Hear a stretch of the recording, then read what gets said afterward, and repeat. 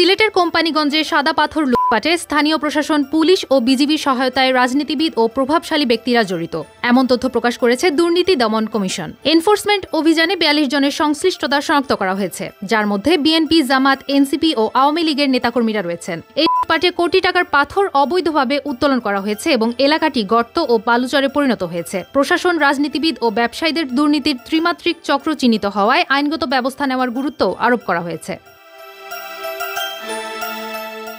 দুদকের ১৩ আগস্টের অভিযান শেষে প্রাপ্ত প্রতিবেদনে বলা হয়েছে, খনিজ সম্পদ উন্নয়ন ব্যুরো কোনো কার্যকর ব্যবস্থা নেয়নি। জেলা প্রশাসক, ইউএনও ও থানা অফিসারদের নিষ্ক্রিয়তা ও কমিশন গ্রহণের প্রমাণ পাওয়া গেছে। প্রতি ট্রাক থেকে ৫,০০০ টাকা ও প্রতি বার্কি নৌকা থেকে ৫০০ টাকা কমিশন দেওয়া হয়েছে। পাথর ব্যবসায়ীদের মধ্যে স্থানীয় রাজনৈতিক নেতারা সরাসরি অংশ নিয়েছে।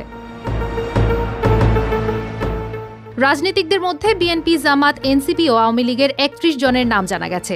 এছাড়াও ১১ জনের অন্যান্য ক্যাটাগরিতে সংশ্লিষ্টতার অভিযোগ রয়েছে। তদুপরি কিছু সাংবাদিক ও পেশাজীবীরও জড়িত থাকার তথ্য পাওয়া গেছে, তবে অভিযোগ অস্বীকার করেছেন অভিযুক্তরা।